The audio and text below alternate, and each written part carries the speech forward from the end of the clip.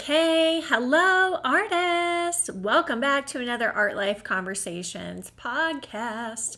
I'm your host, Kelly Folsom, and I'm so happy and grateful that you are here. And I'm super excited to dive into another juicy conversation with you.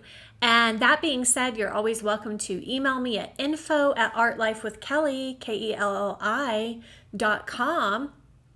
And let me know, become a part of these conversations. Let me know what you thought about the podcast. Let me know any further discussions you would like to have on this podcast. And you can also just leave me a comment wherever this podcast is posted below and let me know there as well. Okay, so today's topic is another really good one, and it is on stop marketing. Artists, stop marketing to these three people. Stop it. Just stop. Okay, so we're going to talk about these three people. Who are these three people? And why should you stop marketing to them? Okay, so stop marketing to these three people. The first person is artist. Stop marketing to other artists. Stop it. And this is really the most common thing that I see, and I've done it as well. It's artists just like looking at other artists all the time. Please stop just looking at other artists and what they're doing all the time. Stop talking to other artists all the time. Stop selling to other artists all the time. Stop marketing to other artists all the time. The artists are most likely, majority of the time, they are not your customer, okay? They are not the ones who are going to be buying your art. Okay, the only reason why you should be talking or marketing or selling to other artists is if you are serving artists, like myself, right? Okay, so if you are teaching, right? If you are coaching other artists, if you are somehow serving and helping other artists, that is the only time you should be marketing. And when I say marketing, I really mean speaking to. So when you write your emails, when you write your social media posts about your artwork, you should not be talking to other artists. Okay, so and you have to really stop, I think, looking at so many other artists and talking in artist talk and artist code, whenever you're talking online. Okay, this is one of the biggest things that I see that really limits artists in terms of their financial success. Their ability to sell paintings is because they are just not talking to the right people. They're not marketing to their collectors or potential buyers, who their ideal client would actually be. And they just get on social media and look at other artists' stuff all the time. They read what other artists are doing. They just follow trend and follow suit to what other artists are doing and saying. And everyone's just kind of copycatting each other, and it becomes very sort of like this little art bubble that everybody fits into the club, but hardly anybody's actually making any money or selling any of their paintings. They're just fitting into the club, right? So most of the time your art collector or customer is not going to be another artist if you're an artist. Okay, so it's one thing to gain inspiration or get support from other artists, but you do not want to be writing your social media posts or writing your emails or writing your bios, let's say, from the point of view like you're talking to another artist. Okay, so you really have to try to get into the head of who would buy your paintings. Who is your potential collector? And if you already have collectors, then you really just want to be talking to them, finding out more about them. Why did they buy your painting? What is it that makes them desire a work of your art, a work of art from you? So that's really our work in selling our art, whether it's in person or online. I've also been to, I don't know how many in-person shows at galleries and art events, and the only people who come are artists. So it's like, It's like there's rarely ever any collectors there, so that's another thing, is like you can't just invite other artists, right, to if you're hosting your own event or your own studio tour or studio show. You have to try to figure out how can you get, the right people in the door who might be interested in buying from you, and not just have it be like an artist convention, right? Or artists just getting together and, networking together. There's a time and a place for that, especially if that's of interest or value to you in your art career in terms of networking with other artists. But when it comes to selling your art, that is not the right time and place for it. Okay.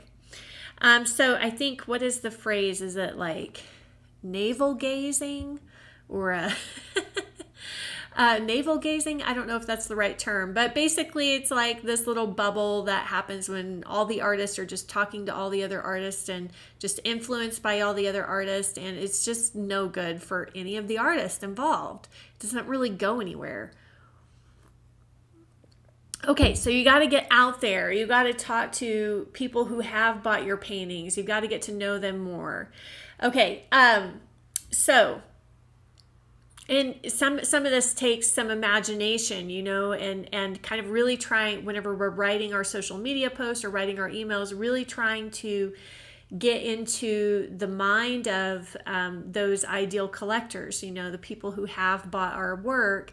And of course, capturing, whenever people do buy our work, capturing the moment, at the right time. So capturing their thoughts in the moment. So often we're just scared to ask questions of our collectors, and especially whenever they are buying a painting or just received a painting, it's really important that you try to ask questions and talk to them. I have one collector who she always calls me on the phone whenever she wants to buy a painting.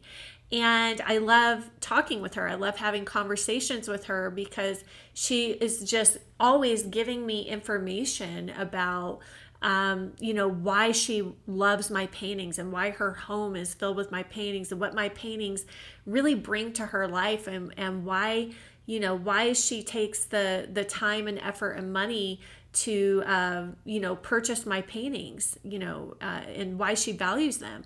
And that kind of information and feedback is so critical to us as the artist in terms of our marketing. So marketing is not selling, just so you know.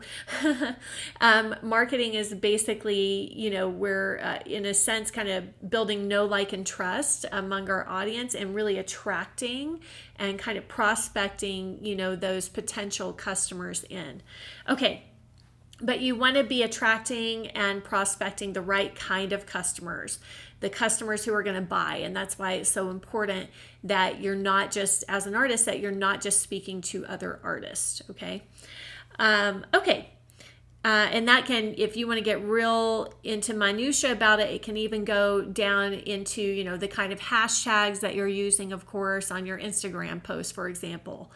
Are you using words and vocabulary and hashtags that your ideal collector would be searching for and looking for? And not just copying, this artist over here used this hashtag, so I'll use that too. You don't want to be making your marketing decisions based off of that kind of comparison. So you really always want to be thinking about who is your ideal customer, what do they love, what are they searching for on the internet, and make sure that your wording is, positioned that way. Okay. The other person that you want to stop marketing to is people who can't afford, aka they don't value what you have to offer. So here's the thing, almost everybody on this planet, now I know not everybody some people on this planet unfortunately truly can't afford luxuries in life, okay? We're not all there yet on the same level, sadly, internationally throughout the entire world. And hopefully one day we will be all there collectively. But for example, here in the United States, most people who say, oh, I can't afford that, they really can afford that. It's just that they don't value it, which means that they are not your customer. Okay. So this is, if you are an artist and you're running an art business, you are not running a charity. And I have learned the hard way. Again, everything I'm talking to you guys about are mistakes that I have made, things that I have learned the hard way. So I share all of this with empathy, having been in the same position and having kind of a similar and same, kind of faulty mentality about things. So if you are an artist in business, you are not a charity case. And I have news for you, no matter how much you do for them for free, no matter how much you give them for free or for a much lowered price, they still will not value what you have to offer. You cannot give them enough stuff for free in order to convince them to buy. You cannot give them enough stuff for free in order to convince them to buy. So please, please, please stop giving so much shit away for free. Okay? Or continue, somebody says, oh, I can't afford it. And then you go, oh, well, I can give you this discount. I can give you this discount. And then I can do this for you. And you keep lowering the price until they say, okay, I can afford it now. That is not your customer. It's different if you, and the reason why they're not your customer is because they don't value what you have to offer enough to pay for it. Okay, and Lord knows if they ever will, maybe, but that's none of your business. If one day they decide, they come to a place where they do value what you have to offer, now they're your customer and now they can be your customer. But people who value what you have to offer are willing to pay for it, and they're willing to pay what you are asking. Okay, so and I've gotten this a lot, both with students and with collectors. Oh, I can't afford that. I'm on a fixed income, all this kind of stuff. Here's the deal. When we really value something, when somebody's offering something that really fulfills a need for us, it either makes our life, it really, in essence, it makes our life so much better. We are willing to pay for it. Okay, and we will find a way to pay for it, especially if we feel like this is really going to alter our life. This is really going to improve the quality of my life. The more I feel that way, the more I feel like that person is really going to improve the quality of my life, of my well-being. They're going to help me, perhaps they're going to help me make more money. Perhaps they're going to help me save money. Perhaps they are going to help me overcome things that are such a struggle for me. I am willing to pay that person more money versus somebody else who just they have something to offer, but it really doesn't speak to me. I really don't feel like it's really going to help me that much. That person I'm probably not going to be as willing to pay. So I used to kind of come at it from this place of trying to be super generous, like trying to be like, oh yeah, like somebody would say I can't afford that, and I would feel like, so much compassion and so much empathy for them. Again, mostly because of the way I was raised, and I was raised, very, very poor, especially the first, I would say 10 years, first 13, 14 years of my life. And then, my parents finally started doing a little better financially. But, so I think a lot of it comes from that. Comes from, having nothing and really understanding the pain of that, understanding the pain of not having anything, or basically having very little. My parents would, be on such a strict budget, that maybe they didn't have $10 extra that month to spend. So I might, as a kid, be watching other kids being able to buy sodas at school, just having like extra money, kids having extra money to be able to buy things at the store, and we just did not have that for such a long period of time. So I think for me, just sharing my own personal story, that was a big part of it for me, is that I understood that, hey, some people really don't have a lot. Some people really don't have a lot of money. But I was really making that decision from a very childlike point of view, because when you're a child, you don't have a lot of ability to create. You don't have a lot of ability to create money and to provide for yourself, right? Now you might have some, like, me and my siblings, we used to go digging through dumpsters looking for cans so that we could, make an extra dollar to have on our own, things like that. So you maybe have some ability to make a little extra money as a kid, but it's very, very limited as to what you can do. So I made the mistake early on of really believing people whenever they told me this. And I don't think that and some people really do have limited income or do have a smaller amount of means. But the thing is, if somebody really values what you have to offer, they're going to find a way to pay for it. And most of us are not charging like exorbitant amount, for our services. For example, like my Art Life School membership is $97 a month. Most people are spending $100 a month on all kinds of other things, even if they are in a limited income. My grandma is on a fixed income, and she still has $100 a month to spend, if not more, on things. So anyways, obviously we can get into the minutia of that, but the point being is, what I have learned is you cannot be generous enough and you cannot give enough stuff away for free to magically turn that person into a paying customer that's going to value what you do. So as a solopreneur artist, as an artist in business, you have to take care of yourself. You have to think like a professional artist. You have to think like a business person, right? And you're going to be so much better off going for the people who value what you do right now, instead of trying to give the other people who say they can't afford it, which AKA is code for they don't value it enough to pay for it, right? You're going to be so much better off, not putting all of your time and attention there and allocating your resources there. So you want to be marketing to people who can afford your artwork and value it enough to pay for it, right? Okay. So you're basically just wasting your time there. And I will say to all of you, encourage all of you to avoid the trap of free.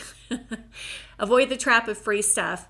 Because let me tell you what, free customers, people who get on your email list because you offered a big thing for free, or you gave them a bunch of free stuff, guess what? It's still going to cost you the same amount of time and money to maintain that free customer as it is to maintain a paying customer. So you're basically, not only are you giving them something for free, but you're basically paying them, right? Because you still have to deal with their customer service emails that they send in, their questions that they send in, their, stuff like that. You still have to deal with the administration. You're also paying for them to be on your email list, right?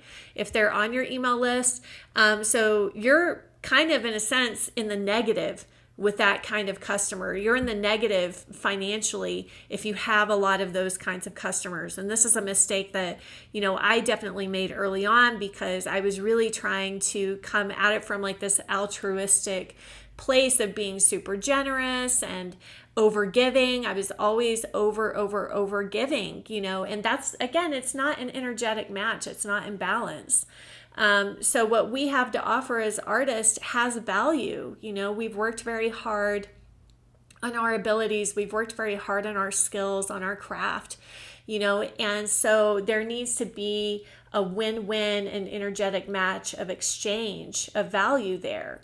instead of just, oh, because I undervalue myself, I'm just going to, give all this away for free, and hopefully I'll hopefully build up enough bonus points in the bank by being so generous and kind and altruistic that like good karma will come back to me.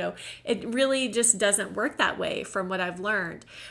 So I have stopped giving away so much stuff for free. So the free things that I give away now are like things like this podcast, and let's say I have a few videos on YouTube. I do give away one sample chapter in my book, 30 Ways to Master Still Life Painting, to folks who sign up on my email list. And this is it. That is all I give away for free anymore, And so that should be enough in terms of marketing. Plus, of course, our Instagram, social media, all that stuff is free content, free inspiration, basically. And these are basically just avenues of marketing to allow people to test us out enough as artists, get to know us enough. And maybe we can give away something small for free, but please stop giving away so much for free and so much high value, really high value items that people should be paying for free. So make sure that you are getting paid. Make sure that you are making decisions as a professional businesswoman artist. Get paid for what you are doing because you have earned that, right? Like you have invested so much time and money and energy in yourself. It's time for you to basically be, what's the word I'm looking for? But, just be paid for that. Get paid, people. Get paid. Okay. Okay, so the last person that you want to stop marketing to is like basically no one, everyone, anyone, not knowing at all who you should be marketing to, right? Or who might be interested in your work. I see artists do this all the time where they just haphazardly post a painting on Instagram. They don't talk about it. They don't talk to anyone in particular. They just put like, here's a couple of hashtags, and it is lazy. It is such lazy ass mentality, and it's not even trying. So why even bother? You're not even trying to accomplish anything. So why even bother posting? Like you're just not putting in any effort whatsoever whenever you do that. You're not talking to anyone. So why even bother? It doesn't make any sense to me. You're just wasting your time, which means you're wasting your valuable resource of time and money.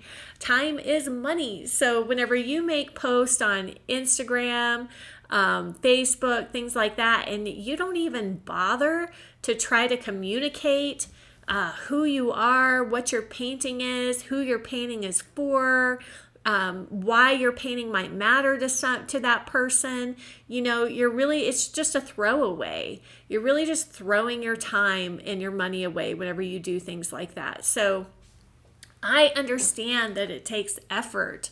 And it's challenging to try to figure out like who am I talking to? Who is my ideal customer? Who would be interested in my paintings? I get it. And sometimes it feels easier in that moment to go, well, I'm totally confused. I can't figure it out. So I'm just going to throw this picture up there because that's what I'm supposed to do, right? We're supposed to be marketing. That's not marketing though. So I have a word of advice for you. If you are confused and you don't know what to say, ask questions on your post. Just open it up. Like you probably have a certain number of followers that are following you already. Now, not all those people are going to be your ideal customers, so you have to recognize that. But you would be so much better off even just posting a simple question like, what do you guys think about this painting? Or, if it's a painting of roses, you could ask, do you love paintings of roses? Or do you have a favorite kind of rose or a favorite color of rose? You'd be so much better off just even putting a simple question in there like that because it's doing market research. You are trying to get into the mind of perhaps your ideal customers and try to understand them better. And it's not, you don't have to write a novel to do that, and you don't have to be a master marketer to do that. But the main thing I've learned about marketing is that it's really about relationship building, and it's really about asking good questions and trying to understand who your customer is, who your audience is, why they're following you, why they're attracted to, your paintings, what they think about your paintings. So even if you yourself feel like you don't know what to say on a social media post, just get curious, bring curiosity to it and open up a dialogue, open up conversation. I mean, it's part of the reason why I call this podcast Art Life Conversations, right? So much of digital marketing like this podcast or social media can feel very one-sided. And sometimes we feel like we're just talking to ourselves or not talking to anybody in particular, but that's not true. You are talking to somebody. And so, you need to recognize that and realize that you are talking to real people. Real people are seeing your painting. Real people are paying attention.